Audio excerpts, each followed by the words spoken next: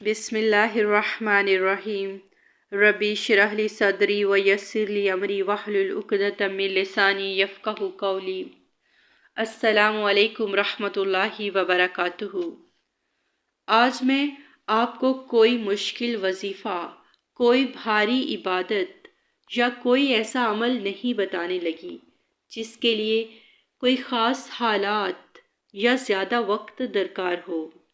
آج میں آپ کو فجر کے بعد کے چند سادہ مگر طاقتور اعمال بتانا چاہتی ہوں، جو اگر انسان اخلاص اور تسلسل کے ساتھ اپنا لے تو اللہ کے حکم سے اس کی زندگی میں برکت، سکون اور آسانی آنا شروع ہو جاتی ہے۔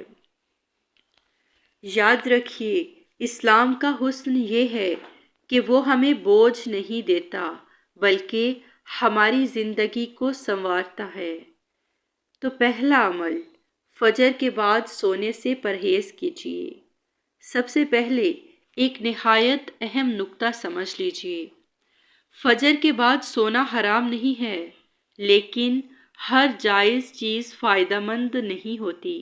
رسول اللہ صلی اللہ علیہ وسلم نے صبح کے وقت کے بارے میں خصوصی دعا فرمائی: اے اللہ، میری امت کے لیے ان کے صبح کے وقت میں برکت دے۔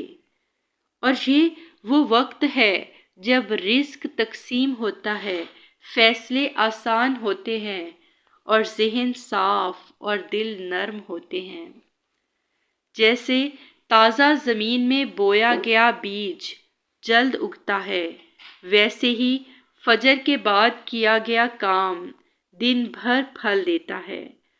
اور ہمارے جو بزرگ ہوا کرتے تھے وہ فجر کے بعد سوتے نہیں تھے، اسی لیے تھوڑے وقت میں بہت سا کام کر لیتے تھے۔ اور دوسرا عمل، جاگتے ہی اللہ کی حمد و ثنا کی جائے۔ نبی پاک صلی اللہ علیہ وسلم جاگتے ہی یہ دعا پڑھتے تھے: تمام تعریفیں اس اللہ کے لیے ہیں جس نے ہمیں موت کے بعد زندگی دی۔ لیکن شکر صرف زبان کا نہیں، دل کا بھی ہونا چاہیے۔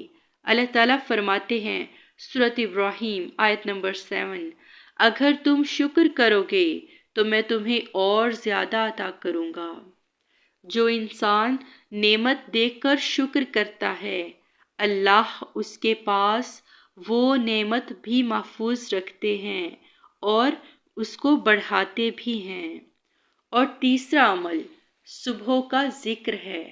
فجر کے بعد سبحان اللہ، الحمدللہ، اللہ اکبر کہنا دل کو ہلکا کر دیتا ہے۔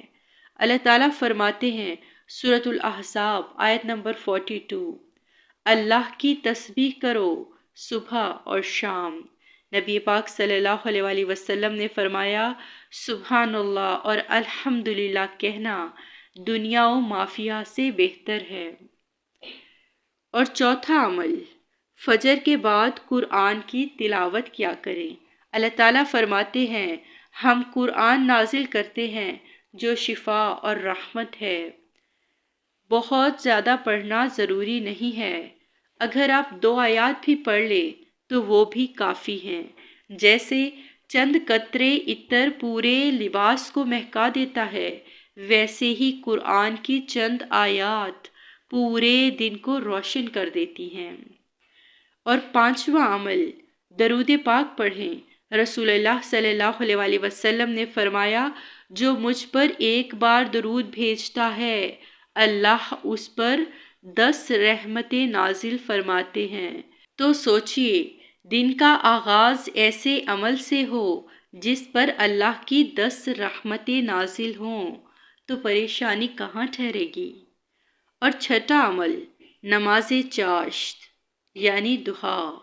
نبی پاک صلی اللہ علیہ وسلم نے فرمایا انسان کے ہر جوڑ پر صدقہ ہے اور 2 رکعت دہا سب کا بدل ہے۔ یہ نماز دن کی حفاظت کا ذریعہ بنتی ہے۔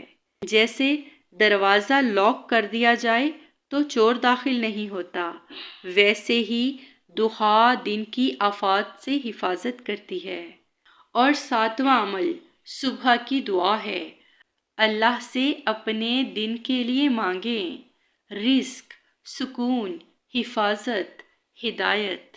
رسول اللہ صلی اللہ علیہ وآلہ وسلم نے فرمایا، اگر تم اللہ پر بھروسہ کرو جیسا بھروسہ کرنے کا حق ہے تو وہ تمہیں پرندوں کی طرح رزق دے گا۔ اور 8واں عمل توکل ہے۔ کہیے اللہ میرے لیے کافی ہے۔ یہ جملہ خوف کو توڑ دیتا ہے۔ اور 9واں اور آخری عمل صبح کا صدقہ ہے۔ صدقہ مال کو کم نہیں کرتا، گھر والوں پر خرچ کرنا بھی صدقہ ہے۔ جیسے کنواں جتنا پانی دیتا ہے اتنا ہی بھرتا رہتا ہے، ویسے ہی دینے والا خالی نہیں ہوتا۔ اللہ تعالیٰ سے دعا ہے، اللہ پاک ہماری صبح میں برکت دے، ہمارے دلوں کو ایمان پر قائم رکھے، ہماری اولاد کی حفاظت فرمائے اور ہمیں اپنے ذکر والوں میں شامل فرمائے۔ آمین یا رب العالمین۔ وآخر دعوانا ان الحمد للہ رب